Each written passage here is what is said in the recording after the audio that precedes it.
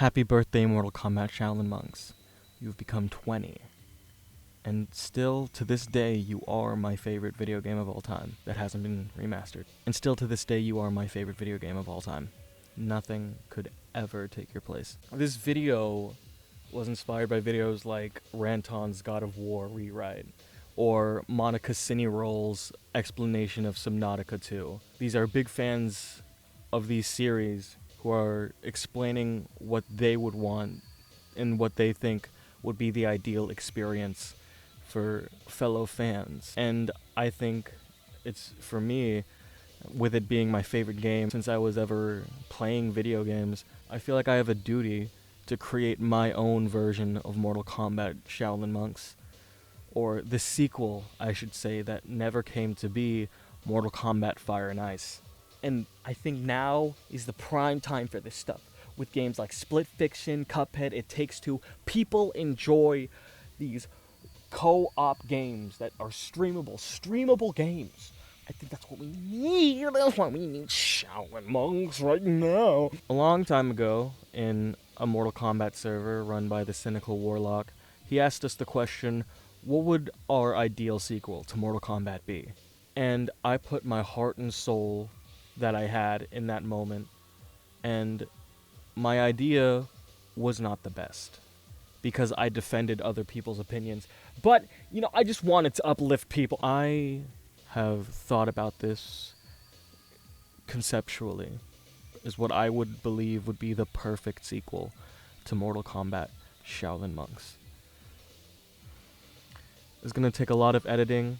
There's going to be a lot of things I'm going to have to, try and naturally bring into the discussion, because this is the script I came up with like a year ago, and over time you just get more and more ideas the more this came to be. It's blissful happiness. I'm not saying this is realistic. Don't go into this thinking anything I say is going to be realistic or it's actually going to happen. This is just like what I imagine. It's like I could dream about this when I go to sleep at night. NetherRealm now do money laundering on the side so they could secretly craft the sequel they've been wanting to make for years in an underground facility. This is in a universe of peace where Fruit Loops are spelled Fruit Loops and SpongeBob ended after 5 seasons. This is in La La Land, okay? This is not realistic. This is the universe where Masahiro Sakurai was working on Mortal Kombat instead of Smash Bros. Oh my god. This is the perfect world for a Mortal Kombat fan, is what I'm trying to say for this. First of all, I think the best way to establish this is to explain the characters that won't be appearing in the story. So out of all characters in the 3D era, around when Mortal Kombat Shaolin Monks released, these are the characters who died in the first Mortal Kombat Shaolin Monks. Ermac, Kano were secret fights, and despite Melina having a secret fight, she doesn't actually die in that one. Jade is hella dead. She's the deadest. She's fucking, oh my god. Liu Kang and Kung Lao, kill them. Kill them off. Why?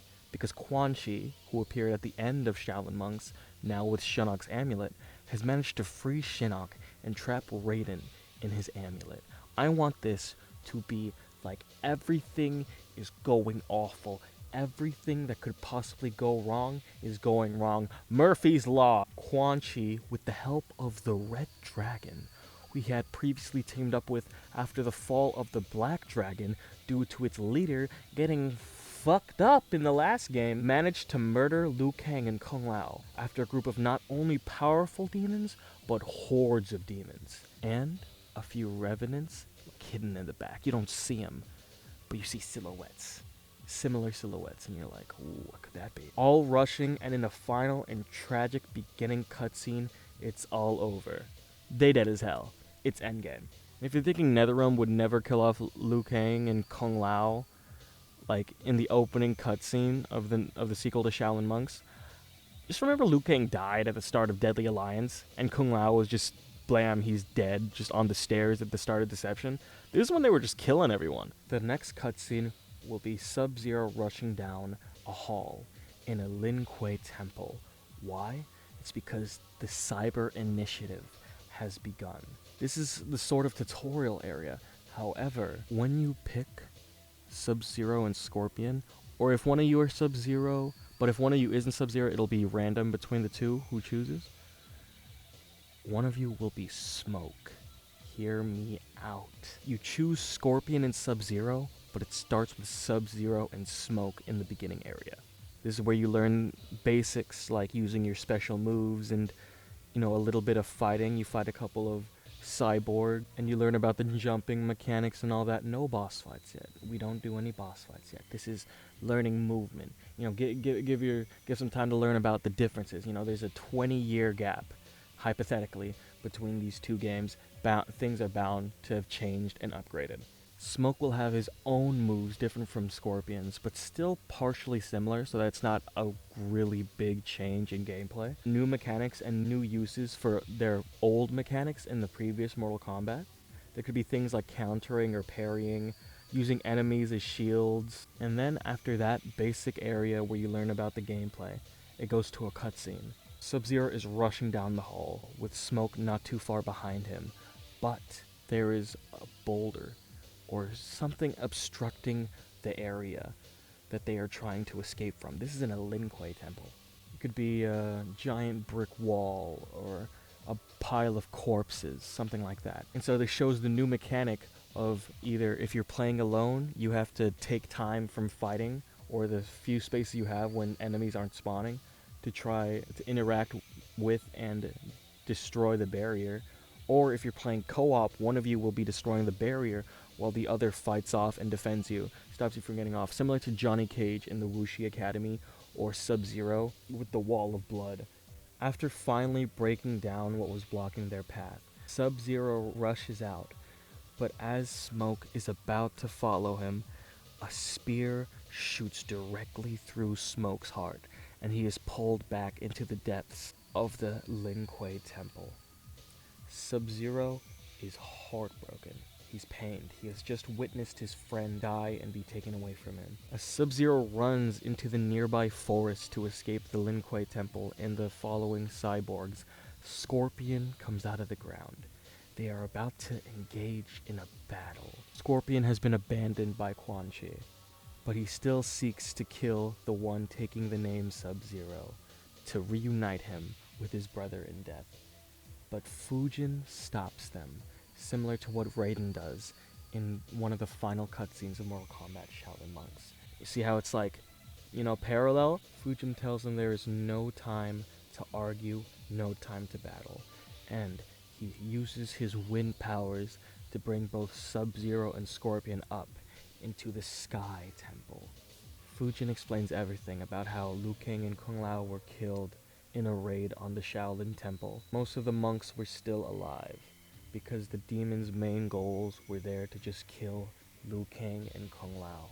Fujin tells them that they must band together as one of the most powerful warriors in the realms, how they must team up to defeat the Red Dragon and Quan Chi, and Shinnok. And throughout this story, it has many appearances and sudden fights, and you learn about the ongoing lore after the death of Shao Kahn, the stragglers of the Black Dragon after the death of Kano, Melina and her army of clones if the Flesh Pit existed in this timeline, the Khan worshippers who have been banished from Outworld by Kitana, but they are led by Reiko, who takes up Shao Kahn's mantle, the Lin Kuei cyborgs. I want Smoke to come back in a fight as a cyborg, along with demons and revenants.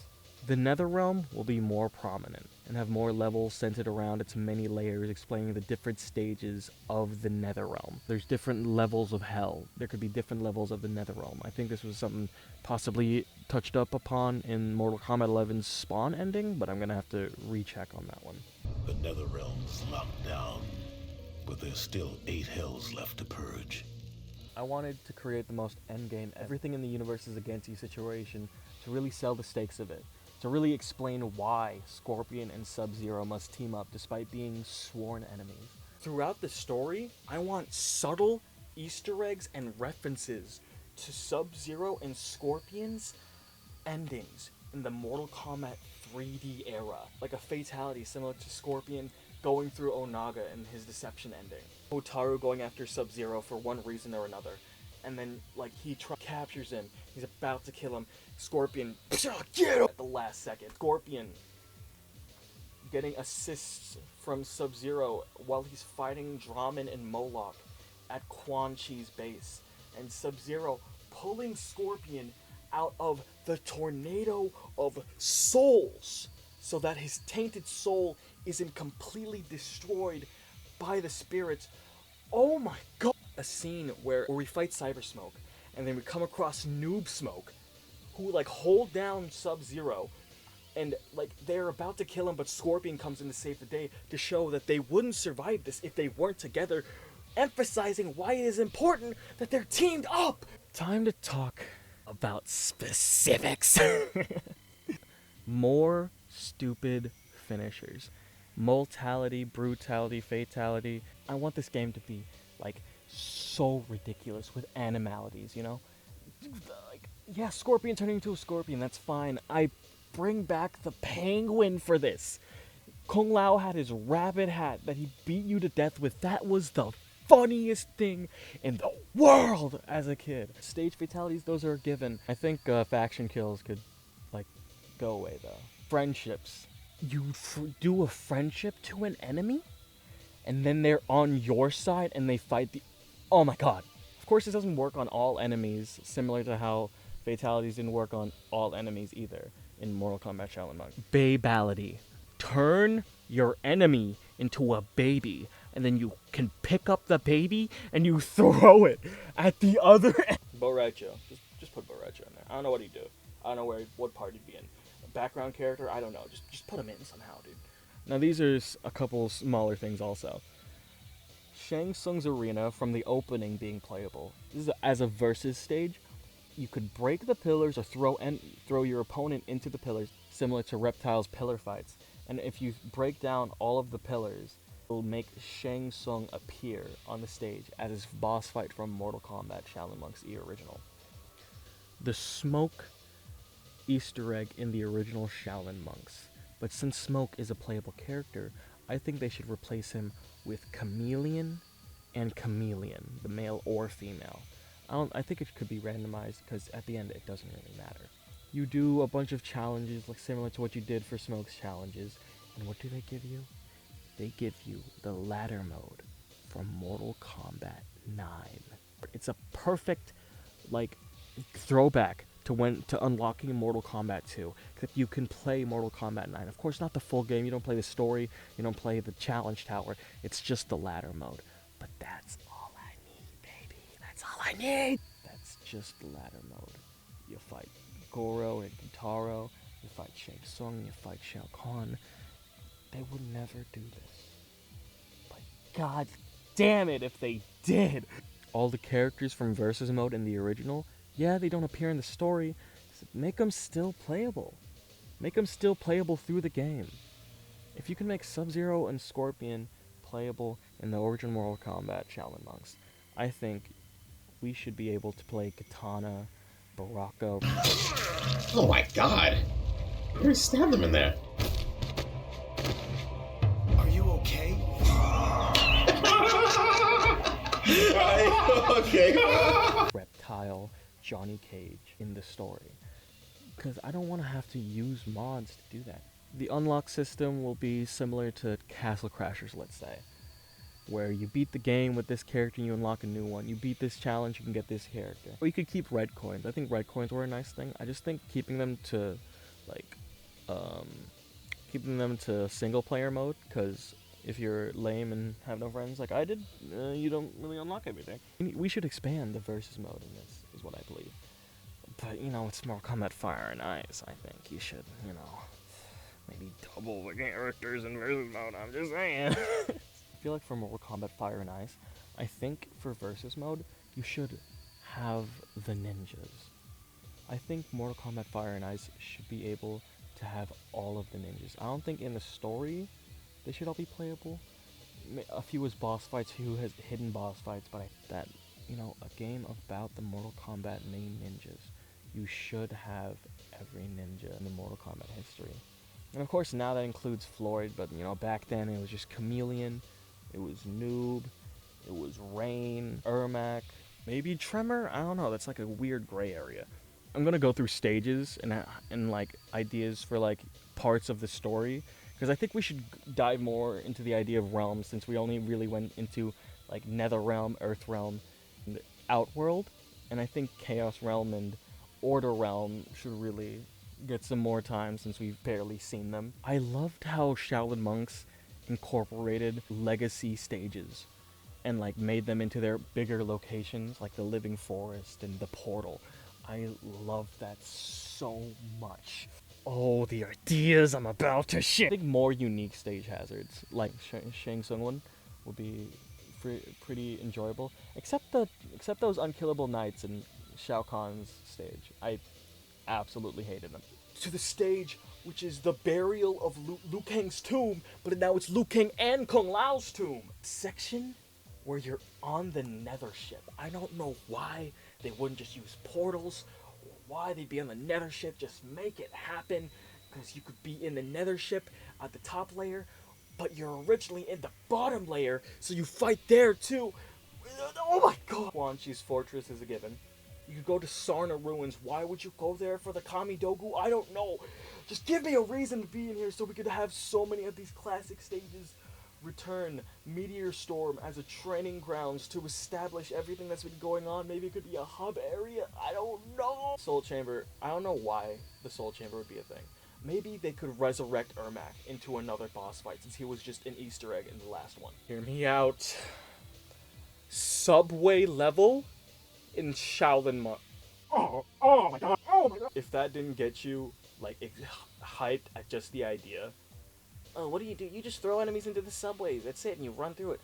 If that don't sound fun as shit, like just a bunch of dumbass fun to you, you need to learn to smile. The combat crag. I don't know what this was. I'm gonna be honest. I have no idea what this was, but this was in Shaolin Monks, and I don't know much about it. It could be the top layer of the Soul Chamber. Yin and Yang Island as a versus stage. Come on, man. Come on, man. Maybe even make it like a small level, or make it part of the. Oh my god. They need alternate skins that span every game generation. Mortal Kombat 2 all the way to Mortal Kombat 1. And just, you know, I'm not talking about no fucking De Los Muertos, no Brazil skins. I'm talking about legacy skins. Ones that have a reason to be there. And you could change the color palettes on them. Is it really that hard? I don't want you to make them look like completely different characters. I want to be able to make Liu Kang look like Hornbuckle, you know, but I don't want to make Scorpion look like Ermac, okay? Just a few subtle color changes, different hints of yellow, different hints of blue. I don't want the character customization to go too crazy. Just different palettes that don't look nothing like the costume. Scorpion with brighter yellow, a little bit of white here, but he still is clearly Scorpion. I think Mortal Kombat 11, with all the different color palettes, we're really just, you know, just really losing it. I want it to be customizable, you know, but not a way that takes away from their identity, is what I'm trying to say. But if you want, it's fine to, in the comments, tell me, would you rather have alternate colors that completely, that you could completely customize into any color you want to make it anything you want, or if you would prefer to have these colors be very simple, just different hints of yellow for Scorpion, different hints of blue for Sub-Zero. Just let me know in the comments which one you guys would prefer. How do you unlock these alternate skins? You do it by beating the game with them and doing challenges with them. You know, like a proper ladder mode, like what was an Easter egg in the original. Or you could turn experience points after maxing out your characters into currency to buy costumes for them. You know, you unlock all your moves. You can only buy these alternate skins after you fully max out this character. So you have more reasons to just keep playing and playing and playing. That's why I like Castle Crasher so much, because there's reasons to just keep playing and playing and playing. But I don't want them to, you know, be able to one-hit every single monster in the first level. I want it to just be more ways of creativity. I don't want it to be in a level-based system. I want these EXP points to be used to unlock moves, new styles, new ways to play these characters. And then, after that, you can unlock new ways to look at these characters and stuff like that. You know, I remember many years ago, I just wanted to screw around and just grind on the same 2 enemies in Mortal Kombat Shaolin Monks, and that's exactly what I did. And I was able to get all the experience points and unlock all the moves for different characters just from grinding that one area because I enjoyed the gameplay so much. That's the kind of love I have for this game. And I think making the costumes obtainable through experience from playing that character is what will really drive people to keep playing this game. I think a good side story you can have as like bonus modes that you can unlock through red coins or perhaps the crypt. For my other idea, it's small story sections that utilize other playable characters, or they could be seen as bonus levels, where it's more of a chapter and story mode-esque type of situation, where we go through things such as Fujin and Raiden, Kung Lao and Liu Kang at the start before they died, Kitana and Melina if they choose to, if you want that as a team up, Sonya and Jax, Johnny Cage and Mocap. I don't know. It's just, short mini games on the side where you could get to play these characters against enemies too. Because what I hated about Mortal Kombat Shaolin Monks is that you could play as Reptile and Baraka and Johnny Cage and Kitana, but only against other people. You can't do it against enemies, and that's what really bummed me out, and I think that's what we need. I think we should have a ladder mode as an actual mode, so you could play as these characters against enemies, even if they aren't all playable in the story, because, things like mortalities and brutalities, that's a lot to code, and I think if you're gonna have so many characters in verse, there should be a way to, use this kind of, to use them in more ways than just fighting one another.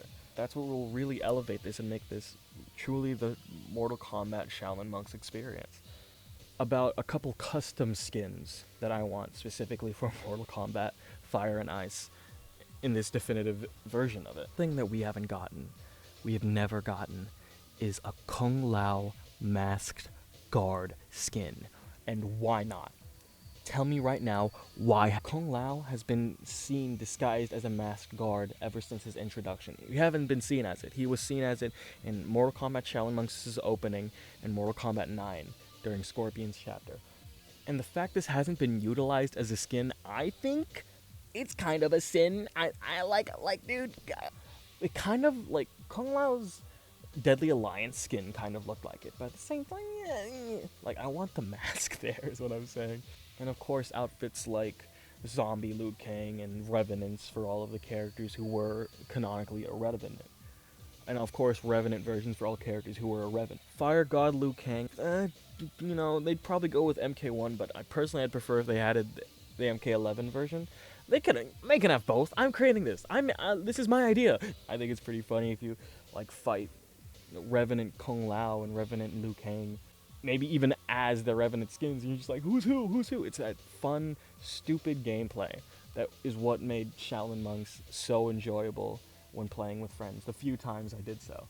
And of course, a great Kung Lao outfit for Kung Lao. However, a couple niche ones, like the Ancestor in that one cutscene of Mortal Kombat Shaolin Monks. You never noticed this, at least I didn't when I was younger because my TV was such bad quality. Kung Lao's Ancestor in that flashback was actually wearing a different outfit. One that looked more White Lotus with a yin and yang symbol on the belt, and Liu Kang's Ancestor, of course, having shorter hair. But I think these costumes were probably cut or something, is at least what I would assume, and I think it would be great to just bring them back. Make the Mortal Kombat Shaolin Monk skins actually playable, because if you look at, Scorpion, he looks nothing like he does in his concept art, which is a little weird. While I'm back on the idea of skins, let me go to the Krypt idea.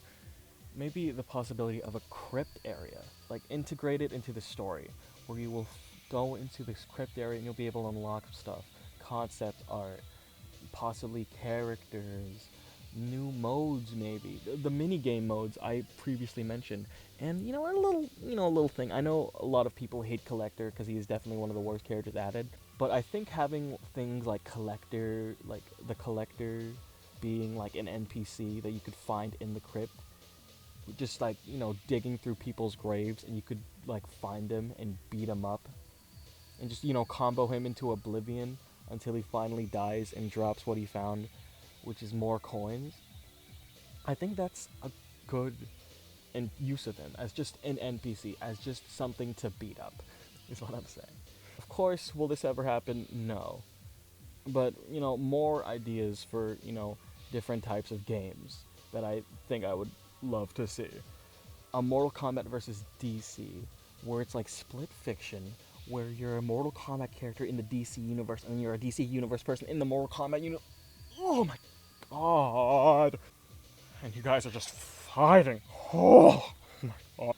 Okay, it is 12:39. My brain is not working, and I can't. And my brain's starting to get fried from listening to the static of my microphone all day, and I don't know what caused that, and I'm very sorry for that. I tried using audio programs to get rid of it, but it only muffled my voice and made me unlistenable. So I guess it's a noble sacrifice for me to get this out on time of Mortal Kombat Shaolin Monks' birthday. Just gotta add music, and make sure to like and subscribe for more videos. Comment below on what your ideal version of Mortal Kombat Shaolin Monks is and your opinions on the color palette change. Have a great Mortal Kombat Shaolin Monks 20th anniversary, everybody. Am I going crazy? Would I even know? I'm right back where I started 15 years ago. When I guess the ending, if it ever does. I swear to God that all I've ever wanted was a little bit of Mortal K all of the time. A bit of Mortal K all of the time.